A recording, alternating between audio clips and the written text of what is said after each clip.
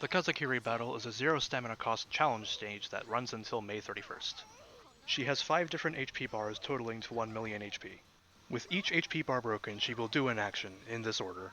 Give herself 10 block stacks for status effects and stat drops, buff her attack and crit rate by 50%, buff her speed by 100%, and on the final HP bar, she attacks you with a 7 times power 3 AoE attack.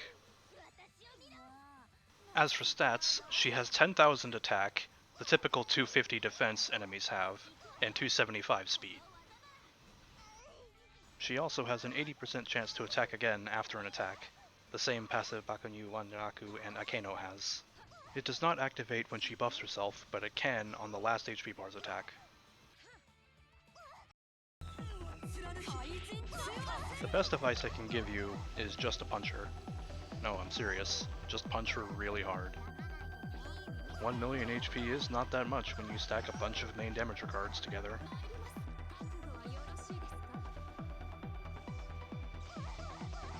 Stacking a few of these cards on a team together with a healer should be enough to take her down.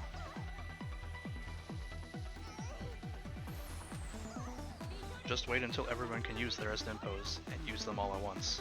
In most of my test runs I didn't even get to use my final hit. You might lose a unit or two on the way, but that shouldn't be a big deal. You only need to clear this stage once and you never need to look at it again. And even if it is a big deal, it costs 0 stamina. Just retry the stage again. Using 4 main damager cards is quite overkill most of the time. Including the support's attack can do well over half of her HP, which is how much you've probably done by the time you can use your own Snimpos.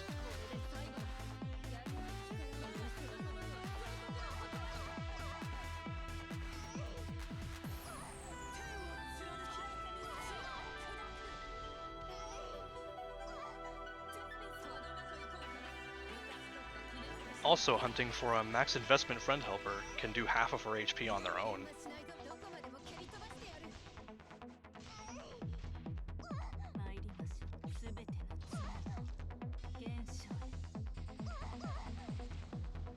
If you have a 170% attack leader, they can make very short work of her. On this run I almost got to her final HP bar before I got to use my own Snimpos.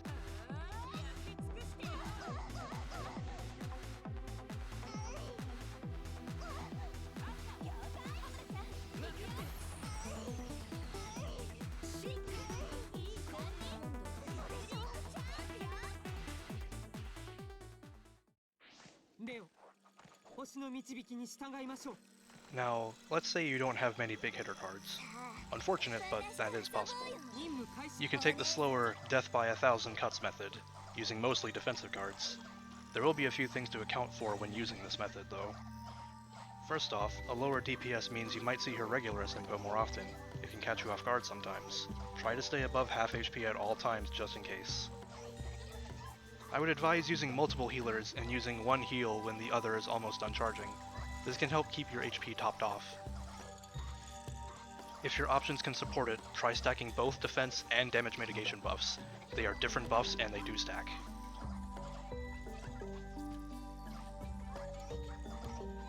I would strongly recommend using Swimsuit 2018 Ryobi, or the lesser available but better for the role, Ride Hikage or Bakunyu Nachi.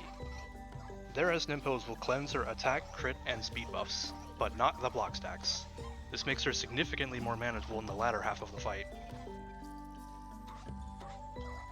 For a friend helper, I advise using an LR support instead of a healer support. The large HP buff they give is valuable here, and you're going to be healing multiple times with other cards. Healers restore a percentage of max HP, so having more HP makes their heal stronger.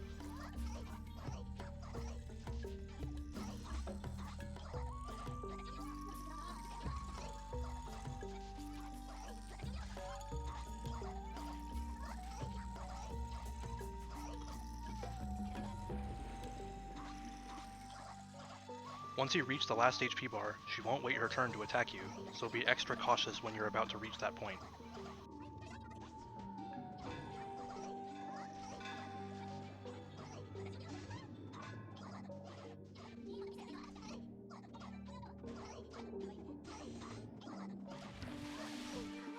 Here you can see me preparing for the last HP bar attack with a damage mitigation buff and an additional heal.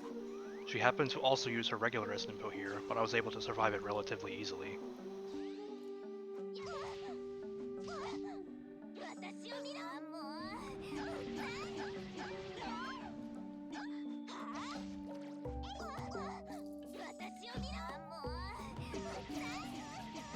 After that attack she has no tricks left.